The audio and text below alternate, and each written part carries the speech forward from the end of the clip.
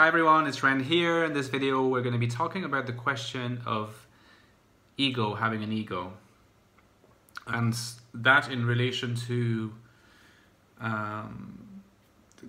having confidence, being comfortable in one's shoes, and whether there is such a thing as a healthy ego, or whether having an ego is always kind of bad, is something that we should rid ourselves of.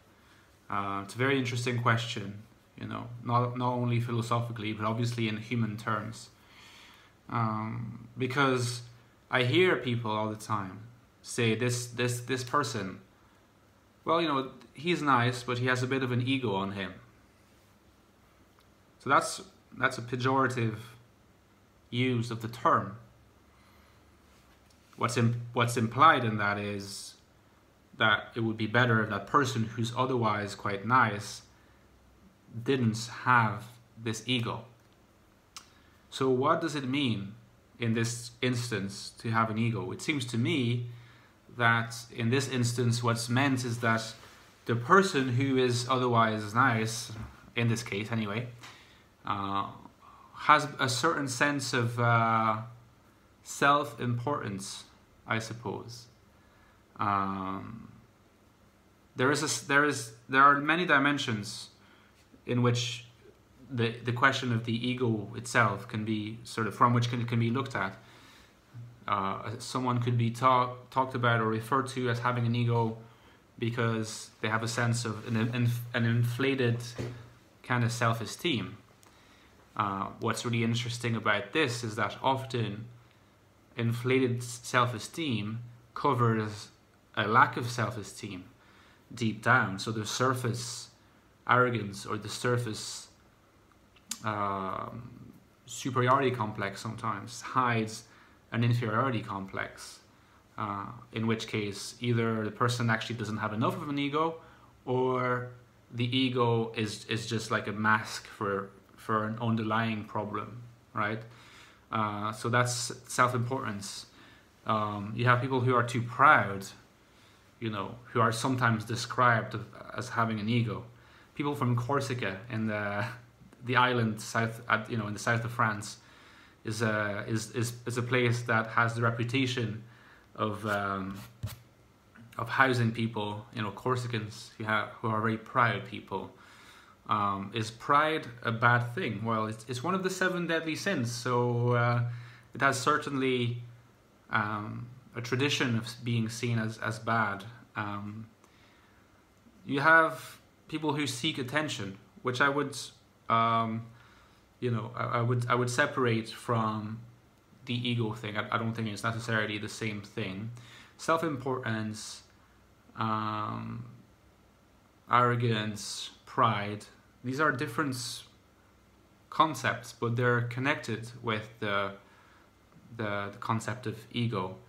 And I would also add, maybe in some cases, a sense of entitlement. So someone is, having an ego or being described as having an ego, not necessarily because they're obviously arrogant or obviously attention-seeking or proud, but because sometimes they just happen to expect people to do things for them, and it kind of seems like it's something that is natural for them to expect. Again, maybe that's not necessarily ego specifically, but I think that in some cases it is conflated with the concept of having an ego. So now that we have explored a little bit of these different associations, synonyms, what else can we say about the ego and about what is meant when people describe people as having that? Well, I think that it's what makes it complex. What makes it complex is also that sometimes there's subjectivity at work in the people who accuse or say about other people that they have a bit of an ego going on, right? Because it is possible it is possible to just be someone who is very confident and who actually does not diminish and berate others, someone who's not behaving like they are entitled, someone who's not attention seeking necessarily, and someone who's not proud to the extent that they will never admit to being wrong, for instance, right? In fact, someone who is very confident and comfortable in their shoes, someone who is legitimately confident, who does not have a sort of subterranean inferiority complex, is usually quite chill and happy to admit that they're wrong if they objectively believe, yeah, okay, fair enough, I was wrong. Because if your sense of self-esteem is so precarious that in order to protect it, you must not allow yourself to admit that you're wrong, well then, the precarity of your self-esteem is such that you don't really have self-esteem. You inflate something to make it look like self-esteem, but it's arbitrary and it's artificial. And I've met some people online and in reality who do not really annoy me in any way. They're extremely confident, or at least they seem to be, very sure of themselves, not afraid to say my ambitions are big, and not afraid to be saying like really positive things about themselves, but who at the same time exhibit it in a way that is, I guess I would describe it as healthy, So the indicators that this confidence is healthy is that you can criticize them, critique them constructively, and they will not take it badly. On the contrary, they will look for it to improve and become even better. So they will not get annoyed if you critique some of their work or aspects of their lives. They will not berate anybody else. They will not try to make anybody feel bad, because they're preoccupied with themselves and what they want to achieve. So that those are two crucial aspects, and they're not particularly judgmental. Maybe that's connected to the first two things, but so to them anything is potentially interesting, that if it's worth being looked at, if it enriches their life. And I would even add a fourth thing, which is connected to the second thing, which is that you can even make fun of them to an extent, and actually that will amuse them, that will not make them feel bad. So for me, in these cases, I have no problem with the person being very confident, because they're doing the hard work most of the time, and they have expectations that will help them get as high as possible. If you have a high expectation, but it's still realistic-ish, there's a chance you could achieve it, then set it for yourself so that you can go as high as possible. And even if you don't end up going as high as you had planned, you might still get to go as higher than if you hadn't had that target set in the first place. And so these people I completely accept, but more than accept them. Some of them could totally be my friends. I don't mind that. What I really do mind are people who are judgmental of others, people who berate others, people who take it badly when they're being criticized, people who, and maybe this is one of the things that annoys me the most, people who are pretentious. Let's create a little distinction between I don't want to say arrogance, but let's say pride, as meant as the seventh deadly sin, which by the way was considered by Nietzsche to be a great virtue. So pride, let's distinguish that from pretentiousness or pretension. I don't mind pride, honestly I do not. Although I think that sometimes people just gotta chill and admit they're wrong, but you can be proud and still admit you're wrong, some context. Maybe not about everything. But the thing about people who are pretentious, in my definition, is that that's precisely it. they pretend. So, like, not only do they have a tendency to sort of inflate their description of themselves, there's a certain level of conceit often in someone who's pretentious. But what is it backed up by? Actually, usually it's backed up by nothing. Which is why I think it's a great term, pretentiousness, because you pretend. You do not actually do it. You do not actually achieve it. You do not accomplish it. You pretend that you do. So you're pretending.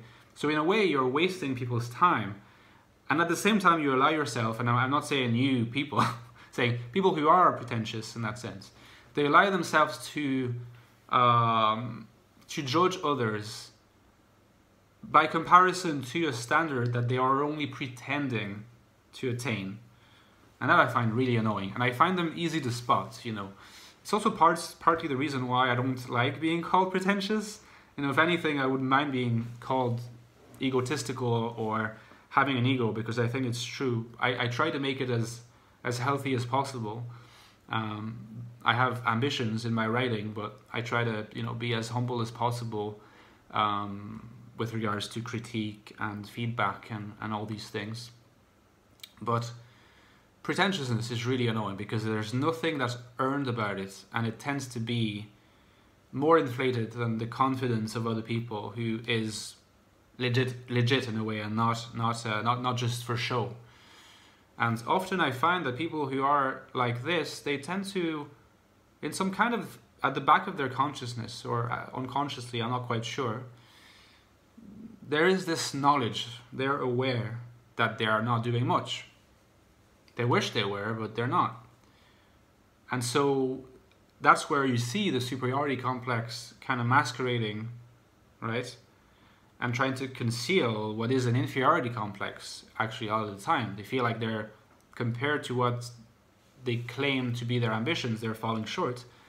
And they overcompensate by creating this inflated sense of self, which is a facade, and it's only there. It's like a smokescreen, and I think that, you know, that's something that's really sad sometimes, when you see people just get lost in this kind of frame of mind. But I would say that that's not really ego, or that's what you would call an unhealthy ego, an ego that can easily break, right? Versus a version of a healthier ego that is a sense of self-respect also. Because I think that in a sense, like, you know, to have proper self-respect, you kind of need to know that you're worth something. And if from the moments that you consider that you are worth something, unless you're able to conceptualize this idea of human rights and being a human and therefore being worth something as such, you're still kind of like divorcing that from the concept of the individual. You know, you're a human being with rights, etc., and right to be respected, but you're also an individual who's inhabiting this body, this human body. And so your individuality also has something unique about it. You're bringing something unique to the table by virtue of being an individual who lives in the world. And the more you do good things, and the more you do good work, and you contribute positive things to your people in your lives, the people in your life, by showing upright moral behavior, by just being a stalwart friend, you know, being someone that can be trusted, you know, you deserve, in a way, you deserve respect just by virtue of that. And I think that to have a sense of like being aware that you are these things, and that you should feel good about these things, is a sign of what you may call a healthy ego, and it's a good basis to have against people who have bad intentions and try to bring you down, to always remain aware of this inherent self-worth, which you've also earned. You know, Aristotle, among other things, he said happiness is not a state of feeling, it's an activity. It's the activity of performing good actions. But a man or a woman who performs good actions feels pleasure from performing the good actions, and it's a pleasure that should not at all be considered a guilty pleasure. It's a pleasure that should be felt, because doing good things is good, not only for the things that are made better, but also for the person who does these things. So no shame to have about being a good person in every sense of the word. Okay guys, that was the little ramble that I wanted to go on about egos. See you soon, and let me know what you think in the comments.